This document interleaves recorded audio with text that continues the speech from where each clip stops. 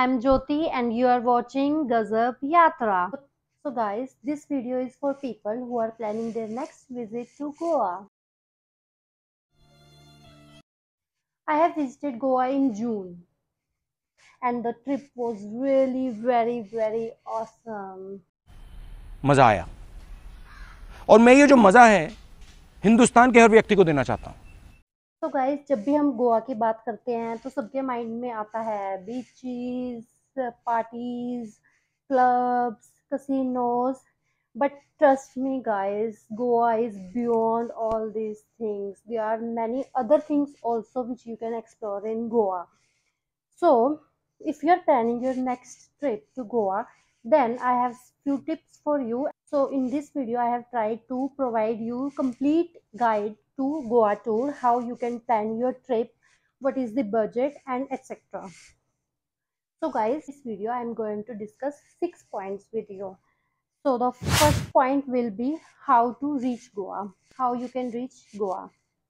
Second plan is your stay and accommodation, where you can stay, etc. And the third is best time to visit Goa. And the fourth point is food.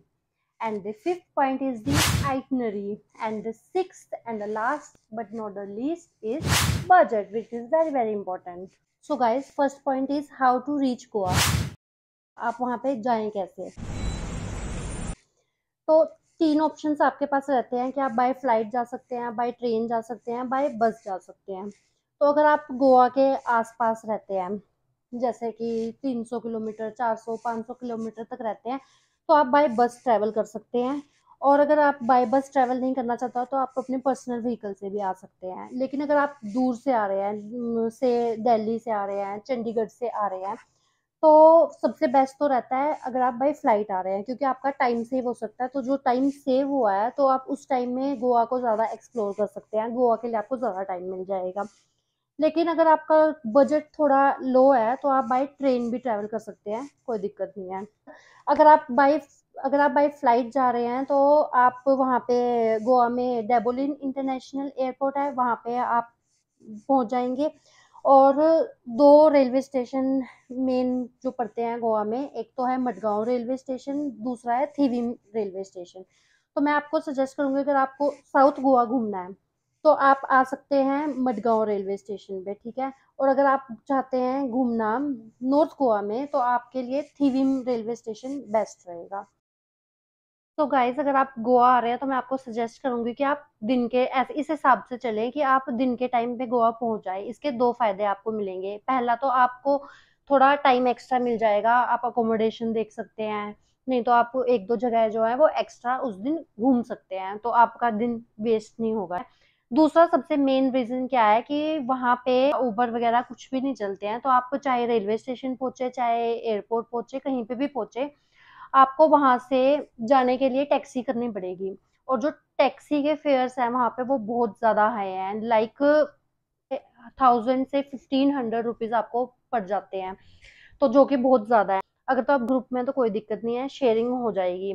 लेकिन अगर आप single हैं या आप दो जने आए हैं तो आपको बहुत ज्यादा ये कॉस्टली पड़ेगा। और यहाँ पे ऑटो वगैरह आपको और भी चीजें, रात को टाइम पे तो कुछ भी नहीं मिलेगा, बस भी नहीं मिलेगी। तो दिन में आने का ये फायदा है कि आप अगर अकेले आए हैं या दो जने हैं तो आप अपना पैसा सेव कर सकते हैं। उसमें थोड़ी आपको परेशानी तो होगी, लेकिन ये आपका पैसा काफी बच सकता है। यहाँ पे आप क्या कर सकते हैं कि आप जहाँ पे भी आए हैं वहां से आप बस लेके आ सकते हैं पंजिम में।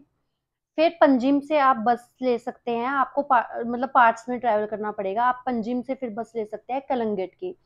तो इसमें आपके सिर्फ चार्जेस पर पर्सन 100-150 इतना ही आएगा, तो आपके काफी पैसा यहाँ पे बच सकता है। हाँ, लेकिन आपको थोड़ी परेशानी हो सकती है बस में। लेकिन पैसा अगर आप चाहते हैं कि ज्यादा वहां पे वेस्ट ना हो तो आप ऐसा कर सकते हैं। फिर उसके बाद क्या है कि आप वहां पे घूमेंगे कैसे, है ना।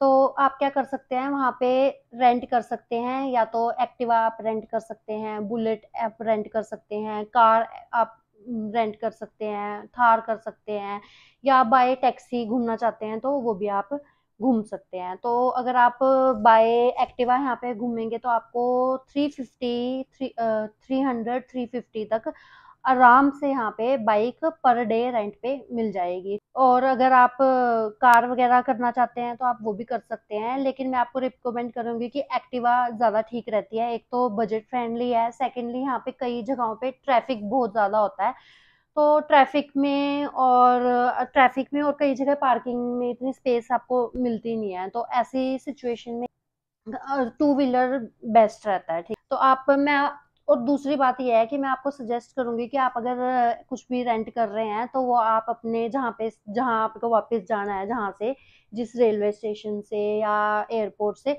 तो उसके आसपास ही आप अपना जो है रेंट पे लें एक्टिवा वगैरह, ताकि आपको जब वापस जाना हो तो आपको इतनी ज़्यादा दिक्कत ना आए। और टैक्सी नहीं तो आपको फिर से करनी पड़ेगी, वो बहुत ज़्यादा कॉस्टली पड़ेगी, तो आपको बहुत ईजी रहेगा कि आप एक्टिवा लेके गए, कि आपने एक्टिवा अगर आसपास से ली होगी तो आप वहाँ पे जा सकते हैं, एक्टिवा देके आप वहाँ से इजीली जहाँ से भी आपको जाना है आप वहाँ पे इजीली पहुँच सकते हैं। तो ये मेरी सेकंड टिप थी। और एक और चीज़ फ्रेंड्स, अगर आप एक्टिवा या कुछ भी रेंट पे ले रहे हैं तो उसकी अच्छे से आप पिक ले लेना, क्योंकि फोटोग्राफ्स लेने का ये फायदा है कि अगर उसमें कुछ पहले से डिफेक्ट है या कुछ भी है, कुछ भी स्क्रैच है या कुछ भी है, तो आपके ऊपर नाम नहीं आएगा। नहीं तो फिर वो कह सकते हैं कि ये आपने कराया है या ये आपने लगाया है, तो आपको एक्स्ट्रा चार्जेस पे उसके लिए करने पड़ सकते हैं। तो बेटर ये रहेगा कि आप पहले ही उसकी पिक्स वगैरह लेके रख लें। तो फ्रेंड्स, अब हम बात करते हैं आपके स्टे की या अकोमोडेशन की, आप कहाँ पे अकोमोडेशन ले सकते हैं। तो आप अगर नॉर्थ गोवा घूमना चाहते हैं तो आप बागा बीच, कलंगेट बीच पे आराम से बजट फ्रेंडली होटल्स वगैरह, रिजोर्ट्स वगैरह आपको सब कुछ मिल जाएगा। और अगर आपको क्राउडेड प्लेसेस पसंद है और आपको इजीली इजीली असेस चाहिए सारी जगहों का कि जहाँ जहाँ आपको घूमना है उसके लिए आपको इजी असेस चाहिए, और ज़्यादा क्राउडेड प्लेसेस अगर आपको पसंद है, तो आप कलंगट या बागा बीच के बीच में कहीं पे स्टे कर सकते हैं इजीली, और बजट फ्रेंडली आपको मिल जाएगा। लेकिन हाँ, अगर आपको ज़्यादा क्राउडेड प्लेसेस पसंद नहीं है और आपको थोड़ा पीसफुल सा इन्वायरमेंट अगर पसंद है तो आप मोरजिम साइड जाके स्टे कर सकते हैं। जैसे कि हमें ज़्यादा क्राउडेड प्लेसेस इतनी पसंद नहीं थी, तो हमने जो स्टे किया था वो हमने किया था मोरजिम में जाके। और उस एरिया में ना आप एक चीज़ देखेंगे कि वहाँ पे स्पाज वगैरह बहुत ज़्यादा आपको मिलेंगे, बहुत पीसफुल वहाँ पे इन्वायरमेंट रहता है। तो वहाँ पे जहाँ हमने स्टे किया था वो था ऑक्सीजन रिजॉर्ट। वहाँ क्राउड भी कम था और बहुत ही प्यारा सा वो रिजॉर्ट था, बहुत अच्छी वो प्रॉपर्टी थी। मैं आपको दिखा देती हूँ उसकी पिक्स। तो गाइस, ये है ऑक्सीजन रिजॉर्ट जहाँ हम रुके थे। और ये देखिए, यहाँ पे बहुत अच्छे आर्ट पीसेस बने हुए हैं। और यहाँ पे 2 स्विमिंग पूल थे, एक स्विमिंग पूल तो ये है, और विंटेज कार थी वहाँ पे। ये है रिसेप्शन, और वहाँ पे वेटिंग एरिया, और ये बुद्धा का इतना अच्छा स्टैचू। और ये वहाँ पे कॉटेजेस थी। ये है दूसरा स्विमिंग पूल। ये स्विमिंग पूल में मैं एंजॉय करते हुए, ये वहाँ का रेस्टोरेंट था। यहाँ स्विमिंग पूल से ना बीच भी दिखता है, बहुत अच्छा व्यू था। तो फ्रेंड्स, अब थर्ड पॉइंट जो है हमारा वो आता है कि बेस्ट टाइम क्या है गोवा घूमने के लिए। वैसे तो यहाँ पे टूरिस्ट जो हैं वो हर सीजन में आते हैं, मतलब पूरे साल आपको यहाँ पे टूरिस्ट जो हैं वो देखने को मिलेंगे। लेकिन जो पीक सीजन यहाँ पे रहता है अक्टूबर टू फरवरी। यहाँ पे उस टाइम पे बहुत ज्यादा क्राउड रहता है और प्राइसेस भी यहाँ पे उस टाइम पे थोड़े हाई होते हैं। तो अब आप अगर थोड़ा बजट फ्रेंडली प्लान कर रहे हैं ट्रिप, तो आप ऑफ सीजन भी जा सकते हैं या आप और किसी टाइम पे भी जा सकते हैं। हाँ, मानसून में जैसे जून में हम गए थे, आप मानसून में जा सकते हैं, कोई दिक्कत नहीं है, लेकिन वहाँ पे कुछ ड्रॉबैक्स हैं कि जैसे कि वाटर स्पोर्ट्स एक्टिविटीज आपको नहीं मिलेगी, शेक्स भी आपको बहुत रेयरली कोई ओपन मिलेंगे। तो ये कुछ ड्रॉबैक्स रहते हैं। इसके अलावा तो बजट का भी वीकेंड्स पे तो ऑलमोस्ट हाई ही रहता है, चाहे कोई भी सीजन हो। तो बेस्ट टाइम, अगर आप फर्स्ट टाइम आ रहे हैं तो आपके लिए बेस्ट टाइम गोवा घूमने के लिए रहेगा अक्टूबर टू फरवरी, जहाँ पे आप फुली यहाँ पे एंजॉय कर सकते हैं। तो फ्रेंड्स, अब इसके बाद बात आती है आइटनरी। आइटनरी डिस्कस करने से पहले मैं आपसे कुछ डिस्कस करना चाहती हूँ कि अगर आपके पास इनफ डेज हैं, लाइक 10 डेज, 10 to 15 डेज अगर आपके पास हैं, तो आप नॉर्थ गोवा, साउथ गोवा और पूरा गोवा मतलब आप अच्छे से एक्सप्लोर कर सकते हैं। लेकिन आपके पास टाइम कम है, से लाइक 1 वीक है, 3 to 4 5 डेज हैं, तो आप पूरा गोवा तो एक्सप्लोर नहीं कर पाएंगे। तो ऐसे में अगर आप गोवा फर्स्ट टाइम आ रहे हैं तो मैं आपको सजेस्ट करूंगी कि आप नॉर्थ गोवा अच्छे से घूम लें, क्योंकि मोस्टली जो टूरिस्ट रहते हैं वो नॉर्थ गोवा में ही रहते हैं। लेकिन आप काफी बार 3-4 बार गोवा आ चुके हैं और आप चाहते हैं कि अब कुछ और मैं गोवा में एक्सप्लोर करूं, बाकी सारी चीजें मैं देख चुकी हूँ तो कुछ और हमको एक्सप्लोर करना चाहिए, तो आप साउथ गोवा में भी जा सकते हैं। तो आप साउथ गोवा एक्सप्लोर कर सकते हैं। अदरवाइज तो बेस्ट रहेगा आप नॉर्थ गोवा देख ले अच्छे से, अगर आप फर्स्ट टाइम आ रहे हैं तो। तो फ्रेंड्स, इस वीडियो में जो है मेनली हम डिस्कस करेंगे कि नॉर्थ गोवा की क्या आइटनरी रहेगी। आने वाली वीडियोस में हम south Goa, old Goa, central Goa और ओवरऑल पूरा गोवा की आइटनरी सब कुछ हम डिस्कस करने वाले हैं। लेकिन इस पर्टिकुलर वीडियो में हम डिस्कस करेंगे नॉर्थ गोवा का पूरा टूर प्लान। और जो ये वीडियो है, क्योंकि प्लेसेस बहुत ज़्यादा हैं, ये काफ़ी लंबी हो रही थी, तो ये जो नॉर्थ गोवा का टूर प्लान है वो होएगा 2 पार्ट्स में, जिसका कि फर्स्ट पार्ट है ये। ठीक है, तो अब हम डिस्कस करते हैं आइटनरी के बारे में। तो आइटनरी में डे 1, तो डे 1 में आप क्या कर सकते हैं, सुबह उठते ही आप नहा धो के फ्रेश होके जल्दी से जल्दी 8 बजे के आसपास आप ब्रेकफास्ट करके जा सकते हैं कलंगेट बीच। कलंगेट बीच जो है उसको क्वीन ऑफ बीचेस भी कहा जाता है और बहुत ही क्राउडेड बीचेस में से ये एक है और बहुत ही फेमस बीच है ये। और यहाँ की स्ट्रीट मार्केट भी काफी आपको अच्छी लगेगी। और यहाँ की जो स्ट्रीट मार्केट है ना, वहाँ पे जो आप अगर शॉपिंग करते हैं तो वो आपको बहुत ही लो बजट में पड़ेगी, क्योंकि यहाँ पे जो रेट्स हैं, प्राइसेस हैं चीज़ों के, वो इतने ज़्यादा हाई नहीं है। क्राउडेड बीच है, स्ट्रीट मार्केट है, और अगर आप नाइट टाइम में यहाँ पे आते हैं तो बिल्कुल ही अलग नज़ारा आपको देखने को मिलने वाला है। सेकंड प्लेस है बागा बीच। बागा बीच आप आ सकते हैं, यहाँ पे टीटोज लेन आपको मिल जाएगी। Party, one of the most famous party beaches में से आता है बागा बीच। तो रात के टाइम पे तो यहाँ पे आप जा सकते हैं। टीटोज लेन में बहुत सारे क्लब्स आपको देखने को मिल जाएंगे। आप जा सकते हैं टीटो नाइट क्लब्स, ब्रिटोज शैक में जा सकते हैं। और बहुत, और ये बीच भी बहुत ज़्यादा क्राउडेड रहता है। और क्राउडेड होने के साथ साथ इस बीच पे आपको, क्राउडेड तो ये बीच रहता ही है, और क्राउड के साथ साथ आपको यहाँ पे काफी कुछ, आप यहाँ पे वाटर स्पोर्ट्स एक्टिविटीज कर सकते हैं एटसेट्रा। और वाटर स्पोर्ट एक्टिविटीज जो है यहाँ पे, आपको अगर आप सारी वाटर स्पोर्ट्स एक्टिविटीज करते हैं, स्कूबा डाइविंग वगैरह कर सकते हैं, तो वो तो बहुत ज्यादा कॉस्टली रहती है, क्योंकि 3 to 4 thousand तो आपके स्कूबा डाइविंग में ही लग जाएंगे। अगर आप ठीक ठाक से एक्टिविटीज करना चाहते हैं तो 1500 to 2000 या 2500 तक आपकी अच्छी खासी एक्टिविटीज यहाँ पे हो जाएंगी।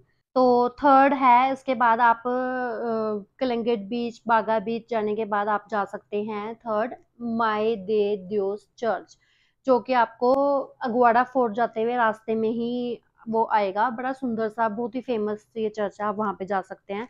Fourth is Aguada fort. Aguada fort में आप जा सकते हैं। अगवाड़ा फोर्ट के आपको 3 पार्ट्स देखने को मिलेंगे। एक अपर अगवाड़ा फोर्ट है, एक अगवाड़ा, लोअर अगवाड़ा फोर्ट है, एक अगवाड़ा जेल है।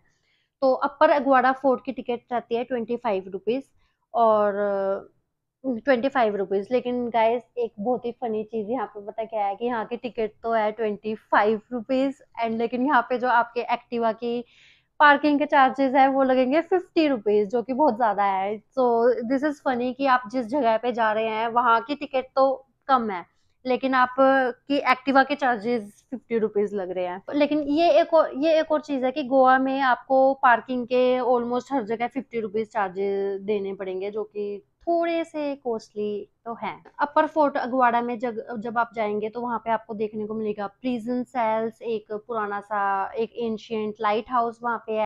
ये देखिए फ्रेंड्स, कितना सुंदर लग रहा है। ये है यहाँ की एंट्री। ये यहाँ का व्यू कितना अच्छा लग रहा है, और बारिश का मौसम है, बहुत ज़्यादा अच्छा व्यू है यहाँ का। ये देखिए आप, यहाँ से समुंदर भी दिखता है, और बहुत ही जो प्यारा है जिसे कह सकते हैं व्यू है यहाँ का। बारिश के मौसम में भी आप यहाँ पे देख सकते हैं कि कितना क्राउड। ये यहाँ से फोर्ट की पार्किंग दिख रही है, और ये है यहाँ का पुराना लाइट हाउस, बहुत ही फेमस है। यहाँ पे बहुत सी बॉलीवुड मूवीज़ की शूटिंग भी हुई है, और ये गोवा के सारे फोर्ट्स को यहाँ पे एक्सप्लेन किया हुआ है। फिर आता है lower Aguada fort. Lower Aguada fort का जो व्यू है ना वो बहुत ही अच्छा है, वो अपर अगुआड़ा फोर्ट से तो बहुत अच्छा है। वहां से नीचे आपको सिंकेरियम बीच के ऊपर, ये लोअर अगुआड़ा फोर्ट जो है वो सिंकेरियम बीच के ऊपर है, आप वहां से सिंकेरियम बीच भी घूम सकते हैं। उसके बाद आता है अगुआड़ा जेल। अगुआड़ा जेल का भी जो व्यू है वो बहुत ही अच्छा है। ये यहाँ पे स्टैचूज बने हुए हैं, तोप है यहाँ पे इतनी सारी जो लगी हुई हैं। व्यू यहाँ का ना बहुत ही गजब है, बहुत ही अच्छा व्यू है। यहाँ पे समुद्र के ऊपर ये बना हुआ है और आप देख सकते हैं ये लहरें, कितना ही अच्छा व्यू है यहाँ। अगर आप गोवा आए हैं तो यहाँ ज़रूर आना। उसके बाद शाम के टाइम, रात के टाइम आप क्या कर सकते हैं, अगर आप पार्टी लवर हैं तो आप कलंगेट बीच का या बागा बीच का नाइट व्यू ले सकते हैं। और अगर आपको क्लबिंग करनी है तो आप एलपीके भी जा सकते हैं, जो बहुत ही फेमस गोवा का एक क्लब है, लव पैशन कर्मा फुल इसका नाम है।